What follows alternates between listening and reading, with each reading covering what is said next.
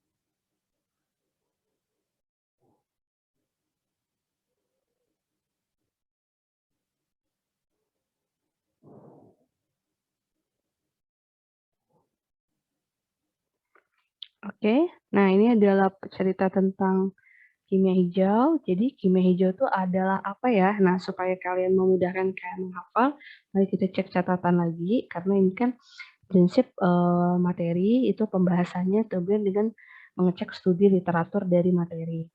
Jadi ini adalah file yang bisa kalian download, kemudian kimia hijau ya, kimia hijau itu ada di lambang yang ada gambar hijau seperti ini. Jadi seperti kalian baca, kimia hijau adalah pendekatan ilmu kimia yang bertujuan memaksimalkan efisiensi dan meminimalisir pengaruh bahaya bagi kesehatan manusia dan lingkungan. Jadi kita ulang ya, pendekatan kimia intinya memaksimalkan efisien dan meminimalisir pengaruh bahaya bagi kesehatan kita. Jadi kalau kita tulis kembali supaya kalian hafal, ilmu kimia itu, kimia hijau adalah ilmu kimia kimia yang melakukan pendekatan atau cara, boleh pakai cara agar, agar lebih efisien, agar penggunaan bahan lebih efisien efisien dan apa, lebih efisien dan apa namanya, lebih efisien dan meminimalisir atau mengurangi bahaya bagi manusia dan lingkungan. Nah, jadi prinsip ilmu kimia itu tetap menggunakan bahan kimia, tapi dilakukan pendekatan agar penggunaan bahan yang dipakai itu lebih efisien, lebih bagus lagi tidak dipakai atau diganti, di mana atau meminimalisir agar bahaya tersebut tidak kena ke manusia dan lingkungan kita. Seperti itu. Nah, apa saja prinsip kimia hijau? Ini sudah saya bahas, silahkan kita cek kembali studi literaturnya. Seperti mencegah limbah. Yang kedua, mencegah limbah memaksimalkan setiap ekonomi suatu atom, artinya bahan kimia yang ada itu dipakai semua, misalnya kalau suatu reaksi, kalau dipertimbangkan jangan sampai ada berlebihan. Nomor 3, sintesis kimia bahaya yang sedikit, lakukan proses kimia yang melakukan sintesis yang kimia yang nggak terlalu banyak menghasilkan limbah berbahaya. Kemudian nomor 4, mendesain proses yang melibatkan bahan kimia yang lebih aman agar saat diolah di limbah kemudian dibuang, itu limbah tersebut tidak meracuni lingkungan. Habis itu, yang kelima, menggunakan pelarut dan kondisi reaksi yang lebih aman. Yang keenam, efisiensi energi. Nomor 7, menggunakan bahan baku yang bisa diperbaharui. Yang ke-8, mengurangi bahan turunan kimia yang berbahaya. Jadi lebih baik menggunakan langsung bahan kimia atau bahan-bahan makanan yang sekali langsung segar. Nggak perlu banyak turunan-turunan. Nomor 9, menggunakan katalis. Nomor 10, mendesain bahan kimia yang mudah diuraikan. Nomor 11, menganalisis secara langsung untuk mencegah polusi. Yang nomor 12, mencegah potensi kecelakaan dengan mengembangkan prosedur kecelakaan. Jadi prosedur untuk menghindari kecelakaan. Jadi ada 12 prinsip, bisa ditulis di sebelah sini. Oke. Nah, kemudian nomor 4, langkah-langkah metode ilmiah. Nah, langkah-langkah metode ilmiah itu sebenarnya setiap pembelajaran IPA itu masing-masing ada yang 7, mungkin ada yang lebih. Nah, sebenarnya prinsipnya sama aja. Nah, untuk mengingat ini silahkan buka file catatan lagi, jadi supaya ingat kemudian hafal. Nah, mari kita menghafal sama-sama biar kalian lebih mengerti. Nah, metode ilmiah itu yang pertama adalah merumuskan masalah, studi literatur, menyusun hipotesis, kemudian melakukan eksperimen, kemudian mengolah data. Setelah mengolah data percobaan, baru membuat laporan ilmiah.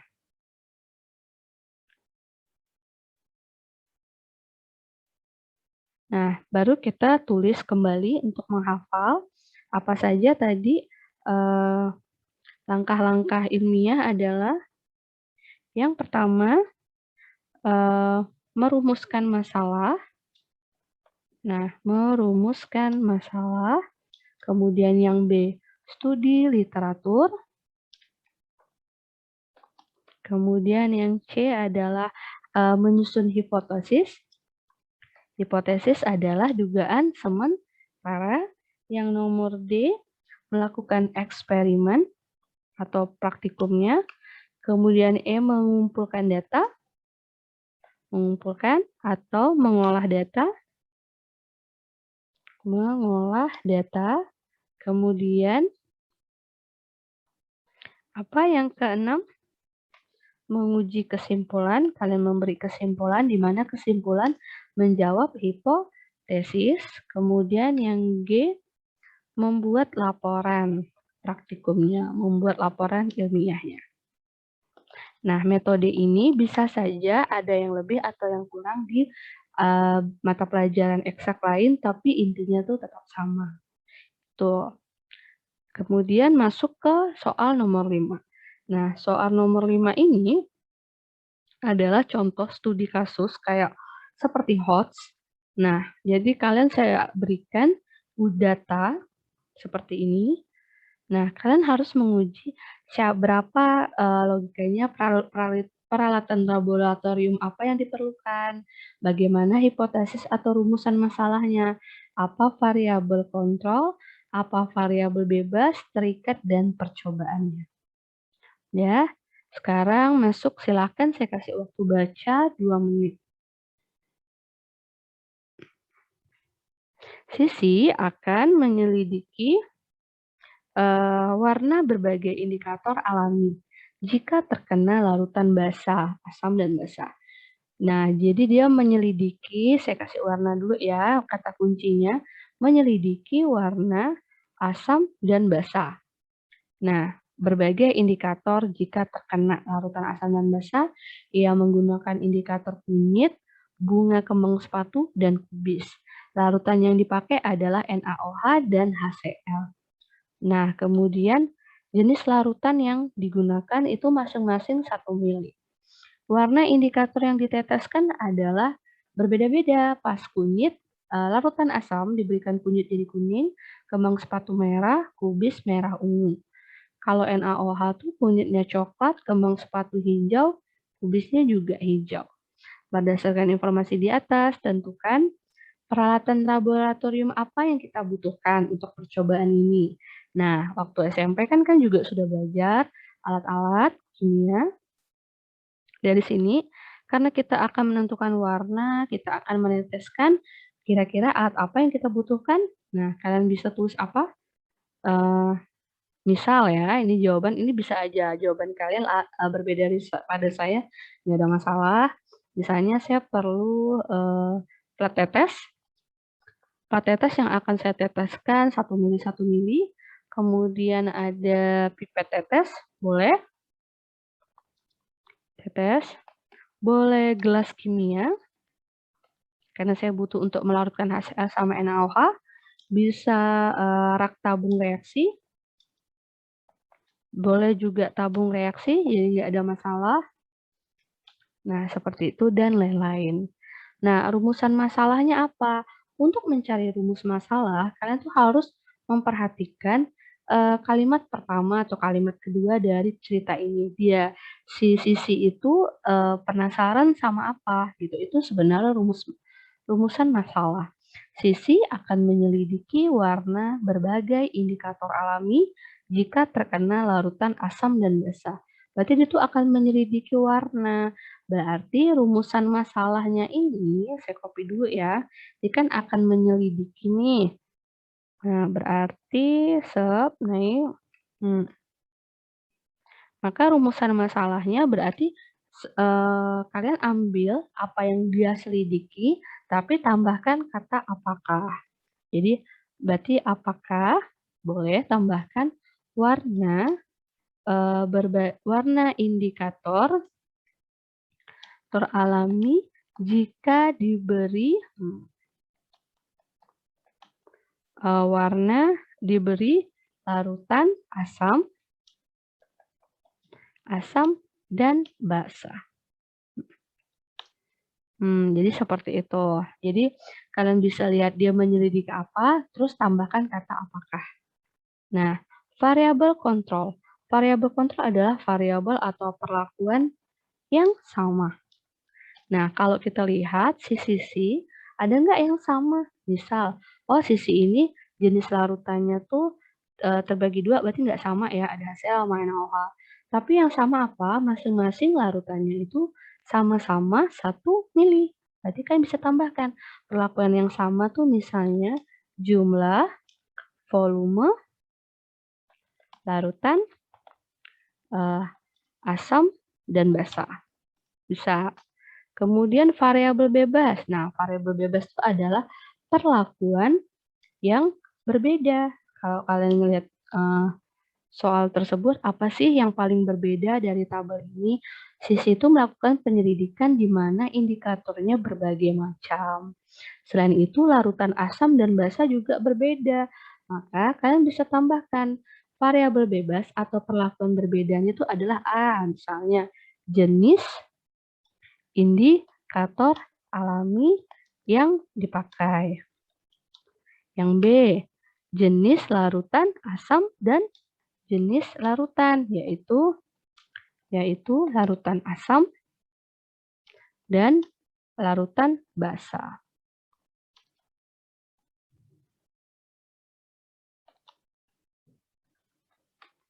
Nah, variabel terikat itu adalah hasil. Nah, yang kalian lihat itu lihatlah rumusan masalah. Pertanyaannya kalian mau melihat apa? Nah, karena dia menyelidiki warna, berarti lihat tabelnya, hasil yang diinginkan tuh adalah warna kan?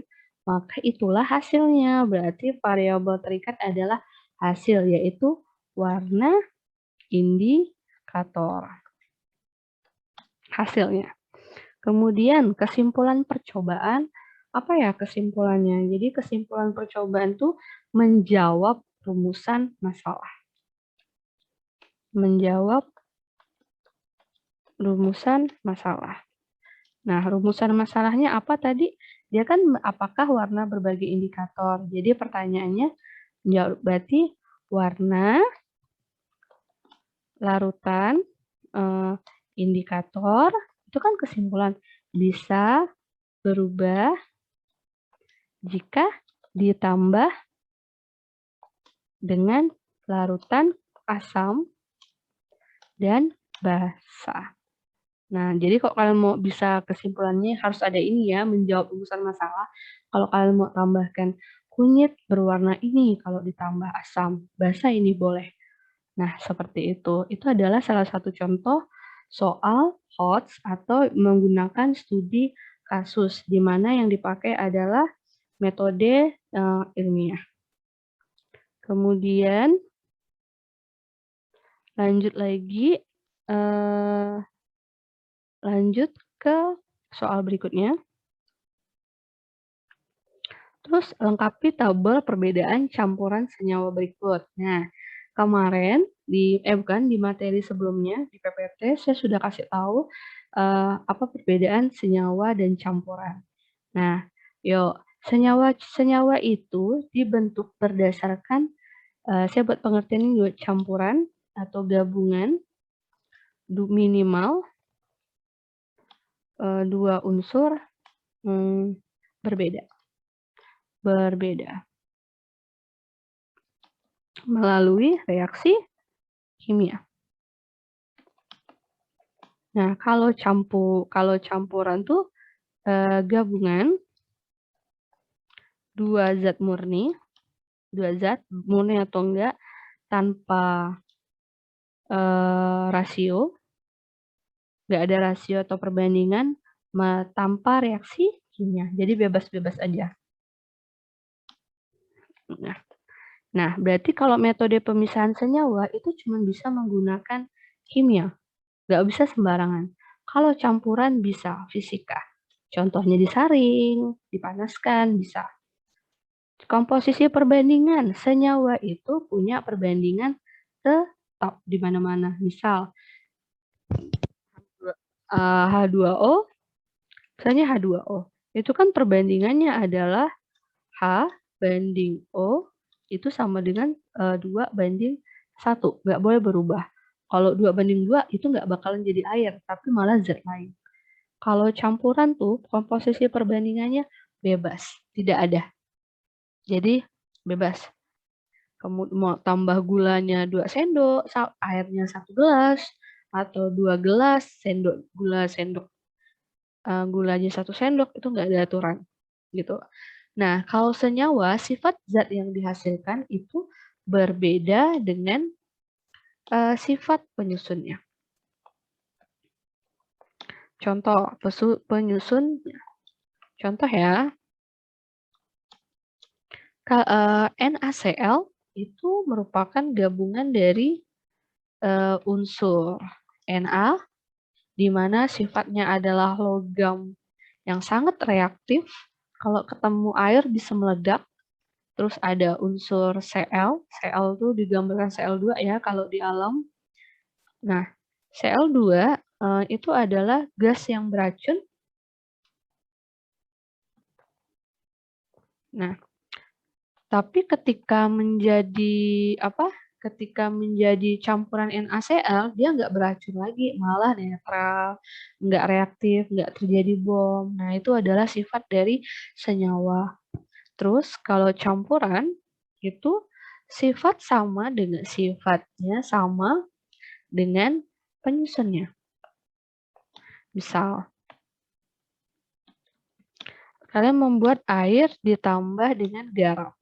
Diaduk, maka hasilnya air, garam itu masih terasa asin. Nah, berarti sifatnya mirip dengan penyusunnya yaitu garam. Itu bedanya campuran. Contoh senyawa misalnya harus berbeda minimal 2, NaCl, H2O. Kemudian bebas tuh misalnya air garam, sirup, kemudian air kopi. Nah, seperti itu. Oke, bensin. Nah, bensin kan bisa dicampur. Seperti itu. Lanjut ke soal nomor 7. Nah, nomor 7 itu saya mengeluarkan soal itu adalah menggunakan gambar-gambar molekul. Jadi instruksinya itu adalah gambar-gambar di bawah ini pada setiap lingkaran menggambarkan atom dan warna yang berbeda. Kalau warna yang berbeda berarti atomnya juga berbeda. Kalau bersentuhan berarti terjadi ikatan kimia, ada ikatan kimia. Berarti bisa dikategorikan molekul atau senyawa lah gitu ya. Bisa dikatakan lagi bersenyawa. Berdasarkan informasi tersebut, mana yang termasuk unsur, mana gabungan unsur yang berbeda. Kalau gabungan itu kan yang berbeda. Ada senyawa, ada campuran senyawa, dan campuran unsur dan senyawa. Udah, yang pertama adalah perhatikan gambar pertama. Gambar pertama itu contoh ini ya, saya lihat ke fokus ini. Ada lingkaran hitam kecil bergabung atau berarti berikatan dengan lingkaran besar. Minimal 2 saja yang berbeda, kita bisa kategorikan ini seorang senyawa. Senyawa A saya sebutnya. Selain itu ada juga senyawa lain. Bu, ini kok dikatakan senyawa juga? Karena senyawa itu minimal 2 yang bergabung dan berbeda. Lebih boleh. Hitam kecil sama hitam besar gede, titik-titik ini juga senyawa. Karena senyawa ini sama senyawa ini berbeda, kita kategorikan dia gabungan senyawa. Seperti itu. Lanjut, kemudian saya enter aja dulu, biar enggak itu. B, yang nomor 2 itu lihat satu-satu dulu ya, ini hitamnya 4, kemudian putihnya 2, berarti dia memiliki apa? Ini kategori senyawa ya, karena berbeda hitam dan putih, itu udah minimal 2 udah kategori senyawa. Terus kita masuk ke gambar yang lain. Ini sama dengan senyawa yang ada di sini, berarti tipenya sama. Kita boleh sebut dia senyawa saja, karena cuma satu jenis tipe senyawanya. Kemudian nomor 3, ini kategori berikatan, namun senyawanya unsurnya tuh sama, bulat putih sama bulat putih. Maka ini kita kategorikan unsur. Nah, terus ini juga unsur, tapi unsur yang berbeda dengan unsur yang bulat putih. Maka ada unsur A ditambah unsur B. Ini unsur A ya, yang hitam, ini unsur B, berarti ini kategori apa? Gabungan unsur. Jadi unsurnya lagi bergabung, tapi nggak terjadi kayak pisah-pisah seperti ini. Nomor 4 itu kita lihat gambar pertama bulat putih sama bulat kecil, berarti ini juga senyawa karena berbeda ya. Bulat besar sama bulat kecil bergabung. Ini dua atom yang berbeda, senyawa A. Ini juga senyawa A juga, maka ini kategorinya adalah D, senyawa. Jadi seperti itu cara membaca gambar. Kemudian nomor 8, beri tanda checklist perubahan fisika kimia. Yang pertama adalah isolator, berarti nggak bisa menghantarkan listrik. Kalaupun berarti menghantarkan listrik sama tidak itu zat tersebut tidak perlu menjadi zat lain. Jadi kita tahu dia konduktor atau isolator, dia tidak perlu berubah menjadi zat lain untuk mengetahui dia isolator atau konduktor. Jawabannya adalah ini, fisika. Saya pakai bulat aja ya. Sumbu. Nah, sumbu lilin yang terbakar itu kan dari kain ya, sumbu lilin ya. Yang terbakar nggak bisa balik lagi sumbunya, kecuali lilin tersebut. Kalau sumbu tuh terbakar udah selesai. Maka kimia. Nih. Terus, makanan yang dicerna dalam perut itu mengalami proses kimia karena ada HCl di dalam situ. Kalau dicerna di dalam gigi atau di mulut itu ada 2, fisika dan kimia. Fisika soalnya dipotong-potong. Nah, ini bukan ya. Dia di dalam perut. Logam zinc yang larut dalam asam itu adalah kimia. Garam yang larut dalam air. Nah, tapi masih bersifat asin kan garamnya, larutannya, maka masuk kategori fisika. Karena nggak berubah dan sifatnya masih sama dengan penyusunnya. Seperti itu. Kemudian lengkapi tabel berikut, ada gambar-gambar ronde rambu-rambu kimia. Yang pertama itu adalah gambar kipas angin seperti ini. Ini adalah simbol untuk radioaktif. Nah, radioaktif itu berarti bisa memancarkan sinar-sinar. Contohnya adalah sinar X. Terus X ini adalah tanda untuk apa? Berbahaya atau mengiritasi. Nah, contoh sesuatu yang mengiritasi itu seperti yang bisa bikin gatal, seperti NaOH. Terus NaOH yang pokoknya yang bisa bikin gatal, kan NaOH. Kemudian ini kan meledak, itu tuh berarti gambar eksplosif. Nah, itu adalah mudah meledak. Nah, siapa yang mudah meledak? Seperti TNT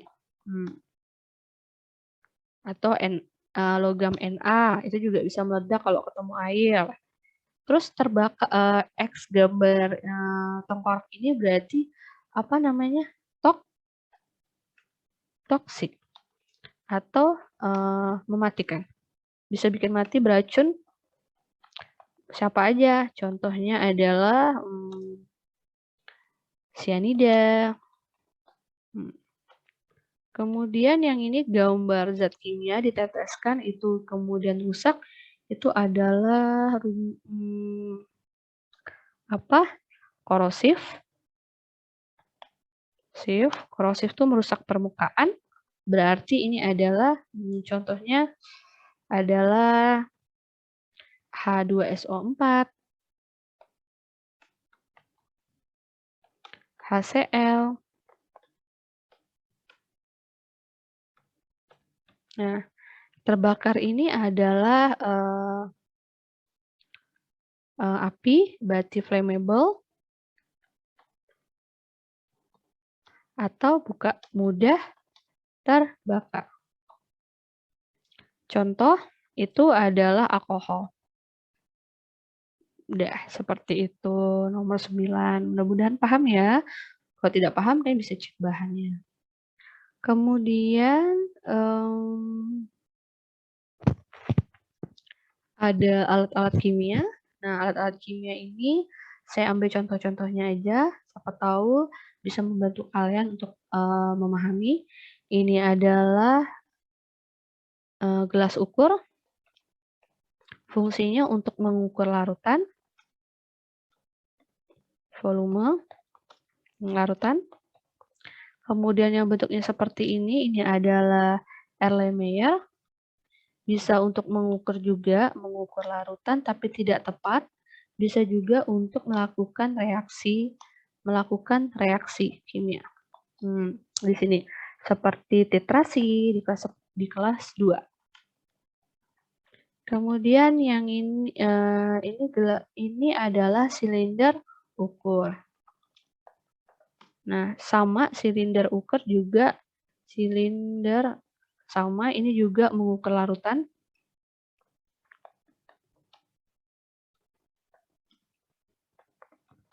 Nah, yang ini adalah tabung reaksi. Ini seperti, betul. Tabung reaksi untuk mereaksikan zat dalam jumlah kecil. Nah, terus ini adalah statif untuk menegakkan larutan dalam buret atau memegang lah sepertinya. Yang ini adalah plat, bukan, ini adalah apa ya namanya? Kaca arloji.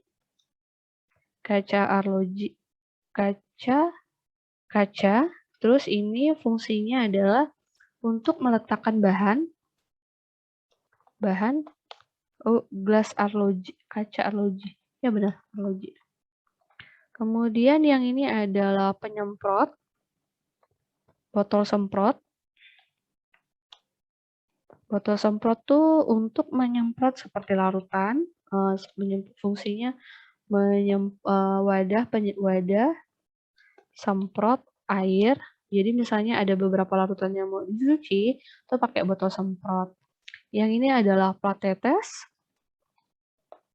Nah, plat tetes tuh untuk mereaksikan zat dalam jumlah kecil. Jadi kita cuma perhatiin perubahan warna. Nah, yang ini adalah kasa. Kasa fungsinya adalah untuk meratakan panas. Nah, ini adalah kaki 3. Kaki 3 fungsinya sebagai penahan untuk kasa atau untuk meletakkan tempat tuh supaya tidak jatuh. Terus yang ini adalah corong pisah. Nah, corong pisah digunakan untuk memisahkan larutan yang memiliki perbedaan ukuran. Nah, yang ini adalah lumpang alu, seperti apa? Seperti tumbukan gitu ya. Lumpang alu menghaluskan bahan kimia padat. Kemudian yang terakhir adalah rak tabung. Fungsinya meletakkan tabung reaksi. Meletakkan tabung reaksi agar tidak tumpah. Begitu. Kemudian poin 11, perhatikan teknik pemanasan. Ini saya masukkan juga agar kalian nggak salah kalau praktikum. Perhatikan tekniknya. Nah, pertanyaannya, kalian perhatiin ya, pertanyaannya adalah, ini saya enter dulu.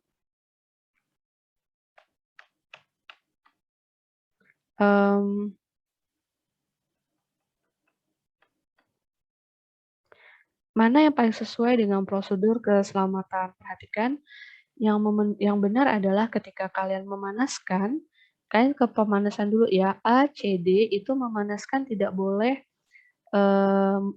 tangan kalian itu memegang tabung, maka A sama D itu tidak boleh karena pemanasan itu kan pasti suhunya panas. Tidak boleh dipegang dengan tangan. Harus menggunakan alat yang dikepit dari kayu, itu seperti tang kayu. Kemudian metode A dan D salah. Ketika memanaskan bahan kimia itu tidak boleh ke arah atas, ditakutkan terjadi seperti ledakan, maka ke atas bisa mengenai kalian. Tidak boleh juga kena ke tangan. Menghadap ke muka juga tidak boleh, harus menghadap ke sisi lain yang tidak ada orang, seperti dinding. Maka jawabannya yang paling benar, A salah karena pakai tangan, B salah karena memanaskannya ke arah muka temennya, C salah karena ke arah atas. Ini titik panas tertumpu sangat panas, jadi tidak boleh. D ke arah kiri, betul, tapi ada tangan, itu nggak boleh. E ke arah lain yang tidak ada orangnya, dan menggunakan pemegang tabung. Seperti ini. Jadi jawabannya tuh E. Alasannya diarahkan pemanasan menggunakan apa? Menggunakan pemanasan tabung tuh diarahkan ke ke bagian yang tidak ada orang,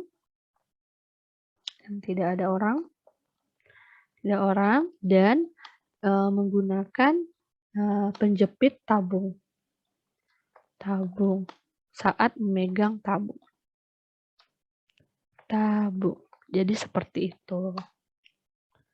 Dan soal terakhir, perhatikan di bawah ini ada Raiso akan mengukur larutan iodium untuk keperluan praktikum kimia. Berdasarkan gambar di atas, berapa volume larutan yang terbaca? Nah, perhatikan, kalian boleh memperhatikan cara mengukur larutan volume itu terbagi menjadi larutannya berwarna, pekat, berwarna, atau tidak berwarna, atau tak berwarna. Nah, jadi ketika kalian berwarna, kalian akan melihat posisinya yang diperhatikan adalah bagian atas. Nah, sementara kalau tak berwarna itu yang diperhatikan adalah bagian bawah, batas bawah, bagian bawah. Nah, kalau berwarna itu membacanya kan di bagian atas, yang kalian baca itu sebelah sini ya. Nah, kalau tak berwarna tuh berada di bagian bawahnya, seperti itu. Bagian bawah di tak berwarna, bagian atas tuh yang ada dekat dinding. Itu untuk berwarna, yang ini tak berwarna. Sekarang kita cek lagi soal larutan iodium. Kalau kalian buka Google, melihat larutan iodium itu berwarna kuning ke orange, kecoklatan gitu. Berarti kan dia tipikal warna yang berwarna. Maka yang diperhatikan kan bagian atasnya. Maka ini kalian baca dulu segini adalah 6.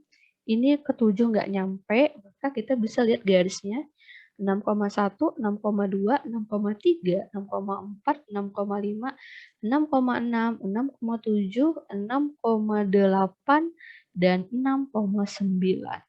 Kenapa saya baca yang atas? Karena tipe larutan iodium itu kan berwarna. Jadi yang diperhatikan tuh batas atasnya, yaitu 6,9. Seperti itu. Nah, dan materinya selesai.